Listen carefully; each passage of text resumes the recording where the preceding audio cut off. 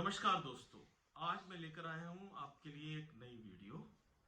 और कोविड-19 के इस दौर में आज हम बात करेंगे इस बीमारी से और इस महामारी से पैदा होने वाले उन असरों पर जो हमारे दिमाग पर, हमारे मन पर, हमारे मानसिक संतुलन पर पड़ने वाले हैं या पड़ते हुए दिखाई दे रहे हैं।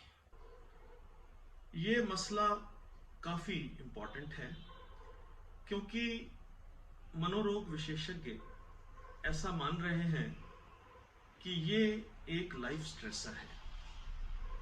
लाइफ स्ट्रेसर से मायने ये हैं कि इस बीमारी के शारीरिक असर तो जो होने हैं वो होने ही हैं, उसके साथ साथ इसका असर दिमागी स्तर पर बहुत ज्यादा लोगों में और बहुत अलग अलग तरीके से पड़ने वाला है। इस बीमारी ने, हमें पता है कि पूरे ग्लोब को ग्रसित कर रखा है। बहुत लाखों की गिनती में लोग ग्रसित हैं और बहुत से जान भी गंवा रहे हैं। बहुत से ऐसे लोग हैं जिन पर इसका असर बहुत ज्यादा हो रहा है, जो फ्रंट लाइन वॉरियर्स हैं, हेल्थ केयर वर्कर्स हैं, पुलिस कर्मी हैं, एडमिनिस्ट्रेशन मेंटेन करने वाले हैं, उन पर इनका बहुत ज्यादा असर देखने को मिल रहा है। जो लोग बुजुर्ग हैं, जो लोग 60 साल से ज्यादा हैं, जिन्हें पहले से कुछ बीमारियां हैं, जिनकी सेहत ठीक नहीं रहती है, छाती की बीमारी रहती है, हार्ट के पेशेंट्स हैं, कैंसर पेशेंट्स हैं, इम्यूनोसप्रेशन पर हैं, अकेले रहते हैं, पहले से किसी मानसिक रोग से ग्रस्त हैं, या फिर जिनके घर में या समाज में आसपास कहीं कोई बुरी घटना कुछ समय पहले हुई है, इन सब लोगों पर तो इसका असर ज्यादा होने ही वाला है। इसके साथ साथ इस बीमारी ने किसी कास्ट को, किसी क्रीड को, किसी रेस को, किसी कंट्री को माफ नहीं किया है। एक तरीके से सारा आवाम, पूरी दुनिया, एक ह्यूमन रेस इससे परेशान है। इस लाइफ स्ट्रेसर की वजह से बहुत सारे अलग अलग असर भी लोगों पर पड़ने वाले हैं। किसी के लिए ये सेहत को लेकर नुकसानदेह साबित होगा, किसी के लिए ये नौकरी को लेकर होगा, कहीं ये आपसी रिलेशनशिप को डिस्टर्ब करेगा, कहीं ये सोशल स्ट्रक्चर को डैमेज करेगा।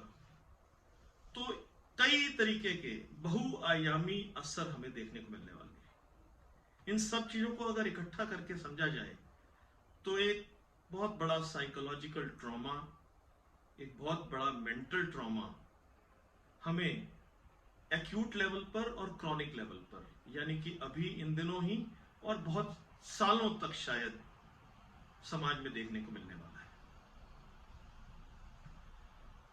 दोस्तों, ये सब कुछ क्यों हो रहा है? इसके कुछ विशेष कारण हैं।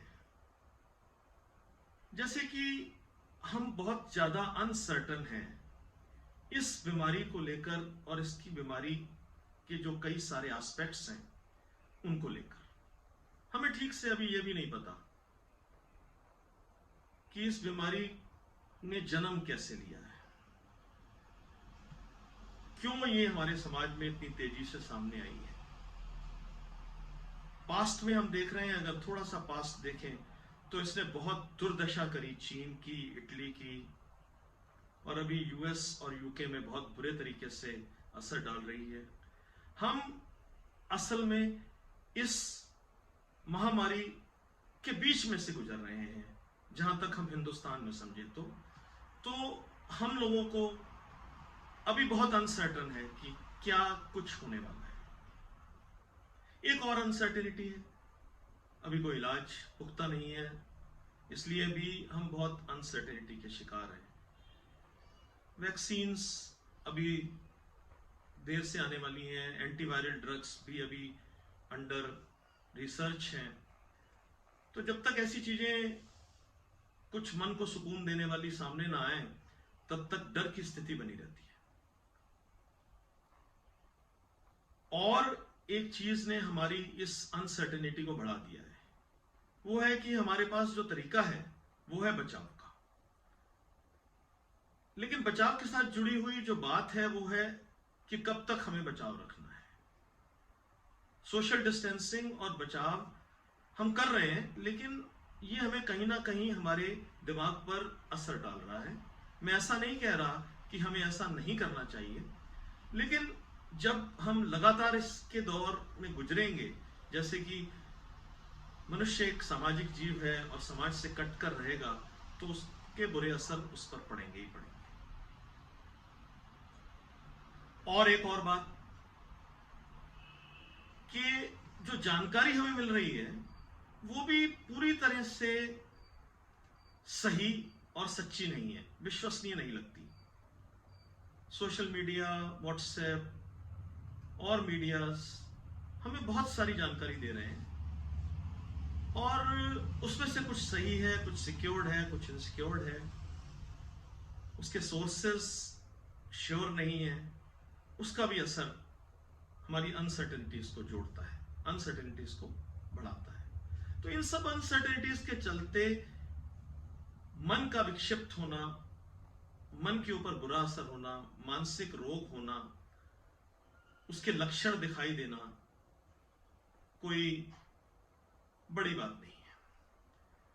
आजकल जो मुझे फोन आते हैं उनमें बीमारी के लक्षण कम होते हैं और मरीज जैसे घबराए हुए होते हैं, परेशान होते हैं, उन्हें डर लग रहा होता है, उन्होंने खाना छोड़ दिया होता है, उन्हें उल्टी जैसा मन होता है, नींद कम आती है, बुरे बुरे सपने आते हैं, लंबे लंबे सपने आते हैं, थकावट महसूस होती है, चिड़चिड़ापन है, इरिटेशन है, पैनिक हो रहे हैं।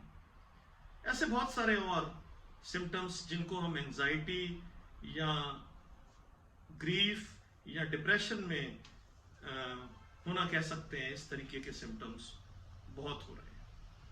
यहां तक कि हमें इधर उधर से इस बीमारी की वजह से परेशान होकर, स्ट्रेस में आकर सुसाइड के केसेस भी सुनने में आ रहे हैं। तो दोस्तों, इस बीमारी का जो मैग्नीट्यूड मेंटल हेल्थ पर पड़ने वाला है, उससे हम अलग नहीं हो सकते। हमें उसे अभी से ही सामने रखकर उसको कैसे कंट्रोल में करना है, इस पर आज बात करनी है। चलिए शुरू करते हैं कि हमें क्या करना है जिससे इस बीमारी का मानसिक असर हम पर कम से कम हो। सबसे पहली बात जो मैं चाहता हूं अपने मरीजों तक, अपने दोस्तों तक पहुंचाना, वो ये है कि हम अभी से सच को समझना शुरू करें। Let us face the truth. क्या कहना चाहता हूं मैं कि हमें तैयारी कर लेनी चाहिए कि आने वाले समय में, पोस्ट कोविड डेज में, जब ये बीमारी चली जाएगी, तब भी पहले जैसा नहीं होगा। लाइफस्टाइल में कुछ ऐसे बदलाव आने चाहिए और आ ही जाएंगे और हमें लाने पड़ेंगे, क्योंकि सोशल डिस्टेंसिंग काफी ज्यादा दिनों तक जरूरी होगी, क्योंकि ये बीमारी फिर कभी वापस ना आए। इसके लिए जो परहेज हैं उसे लंबे समय तक करने पड़ेंगे।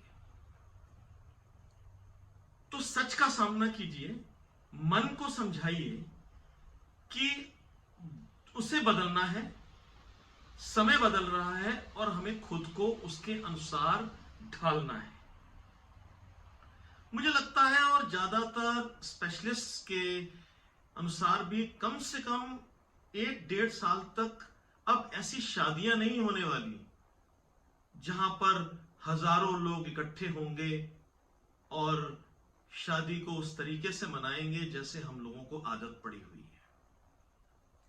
हम पहले जैसे और भी कई जगहों पर इकट्ठे होकर चाहे एंजॉय कर रहे हों, चाहे कोई खास मसलों पर डिस्कस कर रहे हों, रैलियां कर रहे हों या कुछ भी कर रहे हों ऐसा जिसमें ज्यादा लोगों का होना हम देखते हैं पहले होता था, ऐसा अब नहीं कर पाएंगे।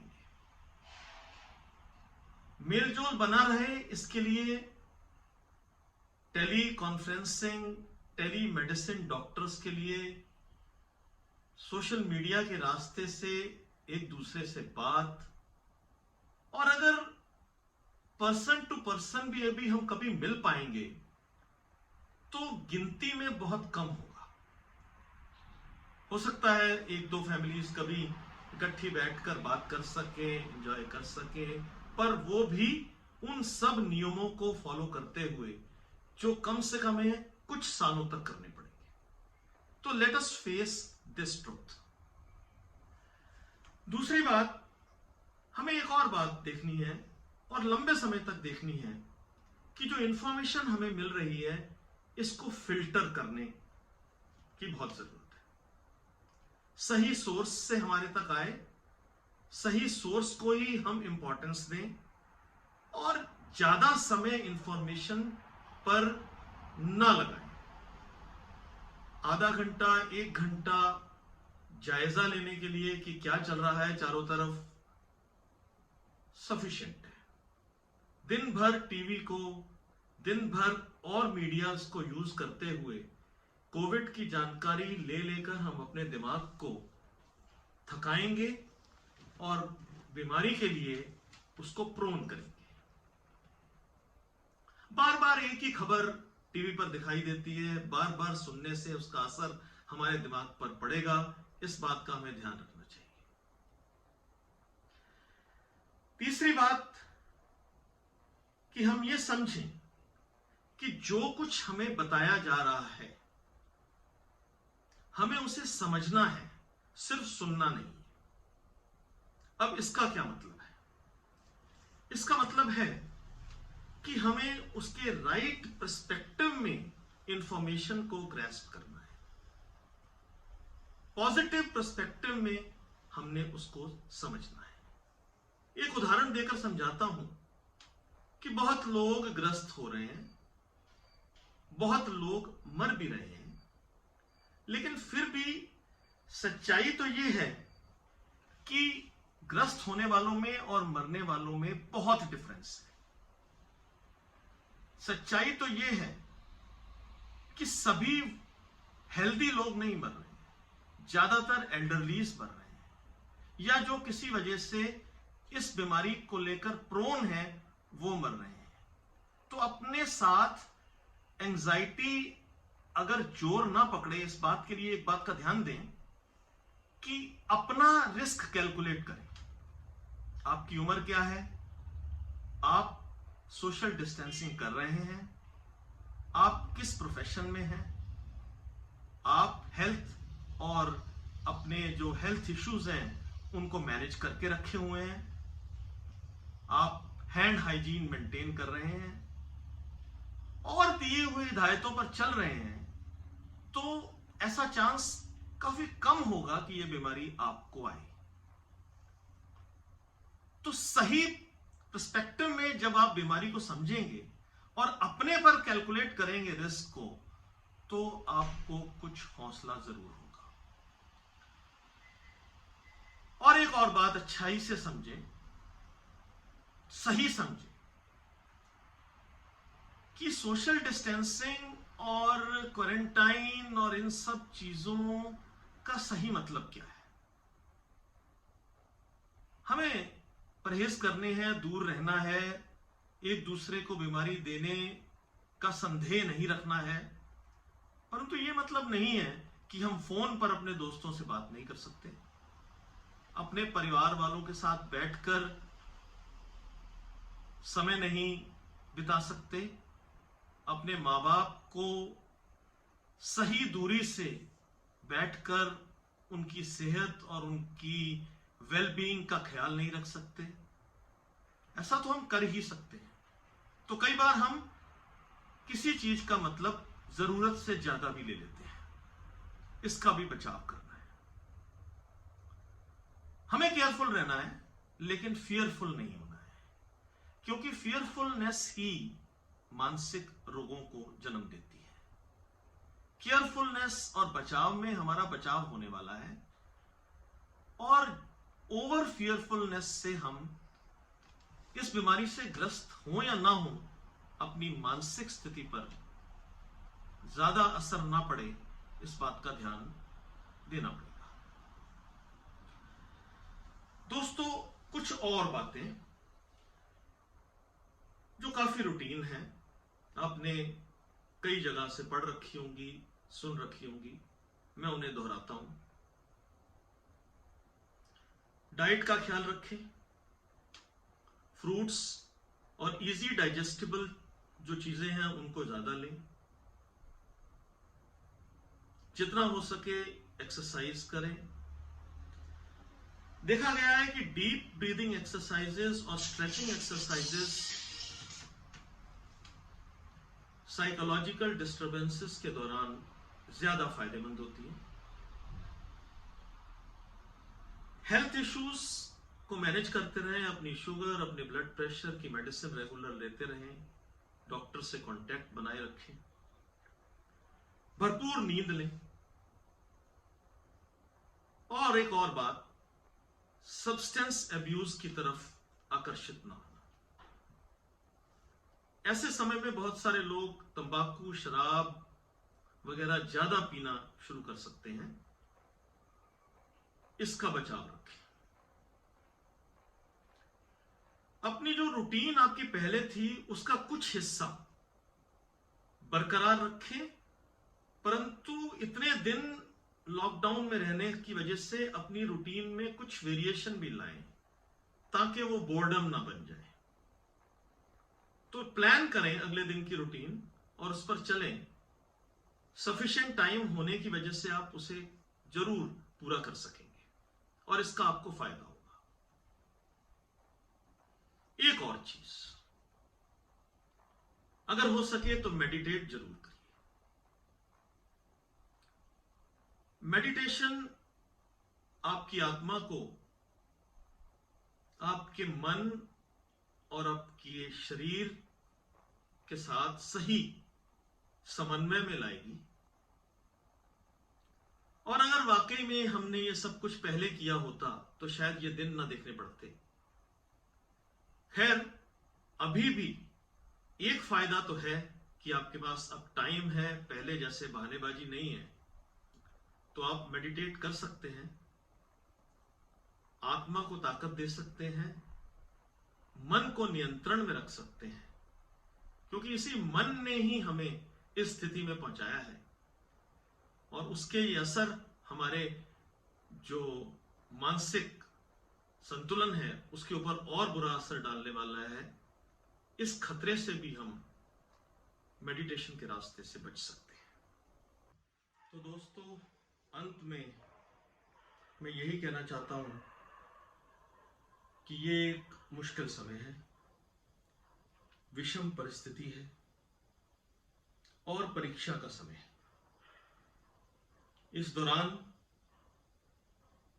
हमारा धैर्य, हमारी इंटरनल स्ट्रेंथ, हमारी कोपिंग स्किल्स, इन सभी का रियल चेक होना है।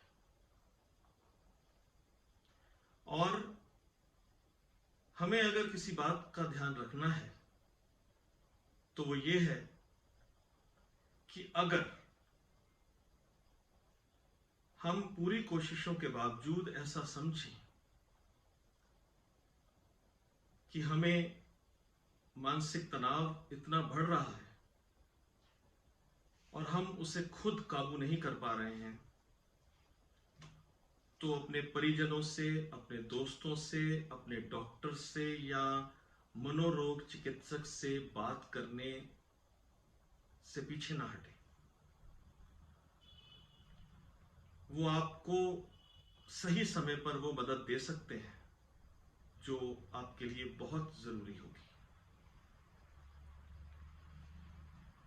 मेरा ये मानना है कि हमें ताकतवर बने रहना है, दिमागी तौर पर संतुलित रहना है, करेजियस रहना है, डरना नहीं है और इस परिस्थिति को अपने ऊपर हावी नहीं होने देना है। कोई भी समस्या हमेशा नहीं रहती, कोविड भी परमानेंट नहीं है, इसे भी जाना होगा और हम निश्चित ही इस पर जीत पाएंगे। हां, तब तक हमें धीरज रखना है। दोस्तों, तब तक के लिए stay happy, stay healthy, stay brave and remain blessed. Thank you.